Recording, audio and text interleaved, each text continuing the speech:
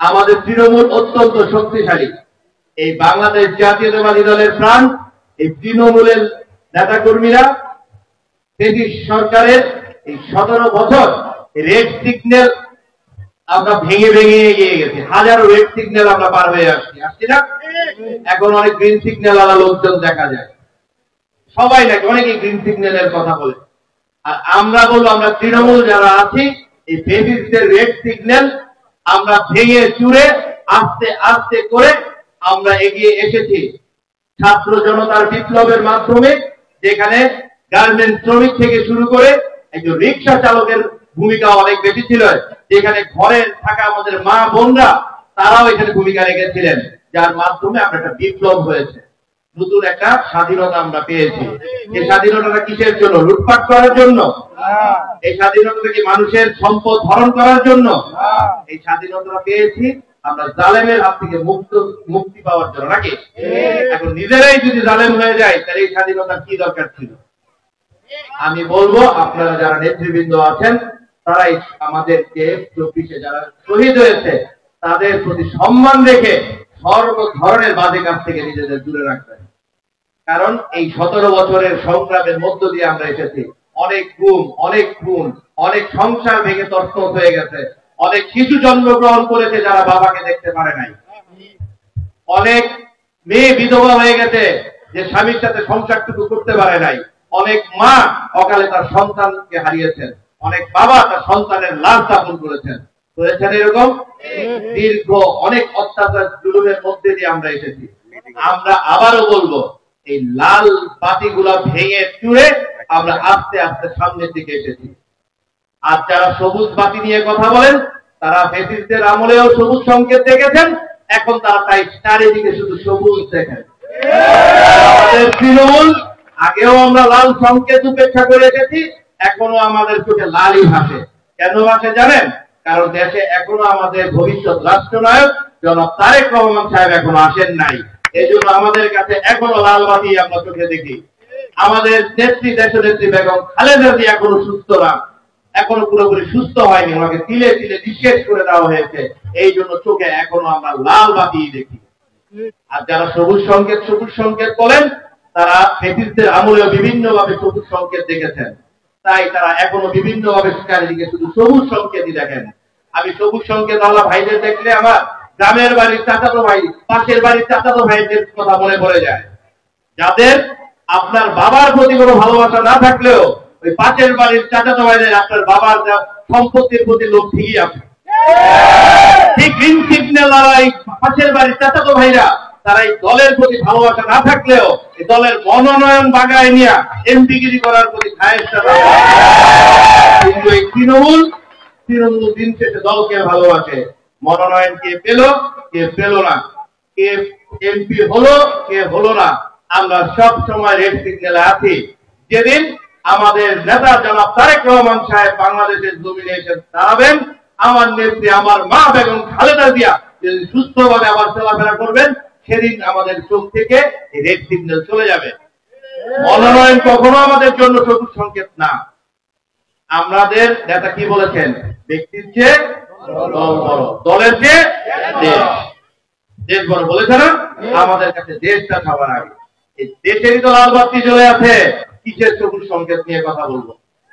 সবুজ সংকেত নিয়ে ভাবি না। এগুলি নিয়ে যারা কথা বলতে আসে, আমি আজকে আপনাদের গণমাধ্যমের মাধ্যমে আমাদের নেতা কর্মীদের বলতে চাই, আপনারা কেউ বিচলিত হবেন না, কেউ আপনারা এটা নিয়ে ভাববেন না। এটা পাশের বাড়ির চাচাতো ভাইরা সবসময়, যে পাড়ার মধ্যে যারা চাচাতো ভাই থাকে না, তারা সবসময় আপনার বাবাকে ভালোবাসবে না, কিন্তু সম্পত্তির লোক থাকবে, দখল করার খায়েশ থাকবে। এগুলা তারা তাদের কাছ থেকে সাবধান হন, তাদের কাছ থেকে সাবধান হন।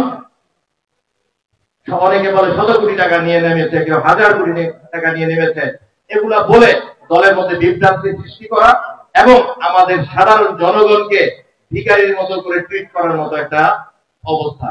আমি অবিলম্বে বলবো, এই ধরনের অবস্থা থেকে পরিত্রাণ দরকার। আর মাত্র কয়েকদিন, নির্বাচন ইনশাআল্লাহ ফেব্রুয়ারিতে হবে, মনোনয়ন তো কেউ না কেউ পাবে। আমরা যারা আসলে এমপি হিসাবে দেখতে চাই, যদি ছবি হৃদয়ে না থাকে, গাছে ঢালে পালে এই ছবি লাগায় কোনো লাভ আছে? ছবি থাকতে আসতে হবে মানুষের হৃদয়ে, মানুষের হৃদয়ে অবস্থান করার চেষ্টা করুন। আমাকে অনেকে প্রশ্ন করেছেন আপনাদের কোনো প্রচার প্রচারণা নেই, আপনারা কেন চারিদিকে ছবি লাগান না, কালাম সাহেব 3 বার এমপি ছিলেন, কেন তাকে এমপি হিসেবে দেখতে চাই, এই কথা বলেন না, কেন বলেন না? আমি বলি একটাই উত্তরটা আজকে সবাইকে দিয়ে দিই, আমরা দলের সিদ্ধান্তের উপর আস্থাশীল, আমরা আমাদের ভবিষ্যৎ রাষ্ট্রনায়ক জনাব তারেক রহমান সাহেবের উপর আস্থাশীল, আমরা আজকে অবধি বেগম খালেদা জিয়ার নেতৃত্বের উপর আস্থাশীল। আজকে আমি নেমে যা ইচ্ছা তা বলবো, ছবি লাগাবো, কালকে আবার ছবি নামাই ফেলবো, এই রাজনীতি আমরা করি না। দল যেদিন মনোনয়ন দিবে এবং জনগণের হৃদয়ে আমাদের যেহেতু ছবি আছে, আমাদের নতুন করে ছবি সাজায় রাজনীতি করার আবার প্রয়োজন আছে বলে আমার মনে হয় না। যারা নতুন নতুন আসছেন তারা ছবি লাগান, তারা পরিচিতি লাভ করেন, মানুষের হৃদয়ে বসবাস করার চেষ্টা করেন, আমিও আপনাদেরকে সহযোগিতা করবো ইনশাআল্লাহ। আমরা উত্তর আপনাদের সহজভাবে দিয়ে দিলাম, আমি আবারও কৃতজ্ঞতা জানাচ্ছি। এর সাথে আপনাদের সকলকে আমি বলবো, আপনারা অনেকে ভাবে যে আওয়ামী লীগ নাই নির্বাচন সহজ হয়ে গেছে, ব্যাপারটা এরকম না, ব্যাপারটা মোটেও এরকম না।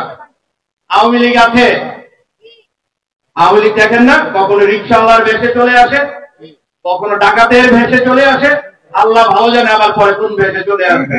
সবাই সাবধান থাকেন, যারা যারা আওয়ামী লীগকে বিভিন্ন জায়গায় আশ্রয় প্রশ্রয় দিচ্ছেন তারাও সাবধান হয়ে যান। সুযোগ পাওয়া মাত্র সর্বপ্রথম তোবলটা আপনাদের দিবে যারা আশ্রয় দিচ্ছেন, সবাই সাবধান হন। সেই সাথে দমন পীড়ন করা যাবে না, দমন পীড়ন করার পক্ষে আমি না। আশ্রয় প্রশ্রয় দিবেন না, দমন পীড়নও করেন না, কারণ আমাদের সন্তান, আমাদের বাবা মা আমাদের জন্য অনেক কষ্ট করেছেন। আমরা বাড়ি ঘরে ঘুমাতে পারি নাই, আমাদের পূজার জন্য বাড়ি ঘর লন্ড ভন্ড করে দিয়েছেন এই পেটুয়া বাহিনীরা, বলেছেন সেই কাজটা আমরা যেন এটার অংশীদারিত্ব না নিই। প্রশাসনের কাজ প্রশাসন করবে, বাধা দিতে যায় না, কাউরে বাঁচাইতে যায় না, অযথা তদবির করতে যায় না। এখানে কেউ পুলিশ ধরে নিয়ে যায়, কোর্টে কেউ জামিন করাই দিলেন, প্লিজ এগুলা কেউ করেন না, কারণ আপনারাও জেল খাটছেন, আপনারাও কষ্ট করছেন। আমি সবাইকে বলবো জাতীয়তাবাদীর পক্ষে থাকেন, ফ্যাসিস্টদের বিপক্ষে থাকেন। যারা বিগত আন্দোলন সংগ্রামে দীর্ঘ পথ পরিক্রমায় আমাদের কাঁধে কাঁধ মিলে যে সমস্ত দলগুলো আমাদের সাথে ছিল, শুধু একটা নমিনেশন এবং নির্বাচনকে কেন্দ্র করে গাদা ছোড়াছুড়ি প্লিজ করেন না, কারণ আমার কষ্ট লাগে। এদের মধ্যে অনেকের সাথে একসাথে প্রিজন বেঁধেছি, চলেছি, একসাথে জেল খেটেছি, একসাথে সেলে ছিলাম, এই লোকগুলা নিয়ে কথা বলতে বিব্রত বোধ করি। আমি বলবো আমরা ফ্যাসিবাদের বিরুদ্ধে যারা আছি, অবস্থানে আছি, এই একটা দিক চিন্তা করে আসেন আমরা সবাই একসাথে থাকি, আল্লাহর উপর ভরসা রাখি। ভরসা কার উপর? আল্লাহর উপর। সম্মান দেওয়ার মালিক কে? আল্লাহ। সম্মান কেড়ে নেওয়ার মালিক কে? আল্লাহ। তাহলে ভয় করবেন কাকে? আল্লাহ ছাড়া কাউকে ভয় পাওয়ার কোনো সুযোগ নাই, কোনো কারণ নাই। আল্লাহর উপর ভরসা রাখুন, আল্লাহ তকদিরের ফয়সালাকারী, আল্লাহ উত্তম পরিকল্পনাকারী। আল্লাহ যেন আমাদের জন্য, নারায়ণগঞ্জবাসীর জন্য উত্তম একটি পরিকল্পনা করে ভালো একটি মানুষ, বিগত দিনে কালাম সাহেব আমরা পেয়েছিলাম, এরকম ভালো সব ব্যক্তিত্ব যেন আল্লাহ আমাদের উপর আবার আমাদের দেন, আমাদের শাসক হিসেবে যেন ভালো মানুষ আছেন। এই বলে আমার বক্তব্য এখানেই শেষ করছি। খোদা হাফেজ। বাংলাদেশ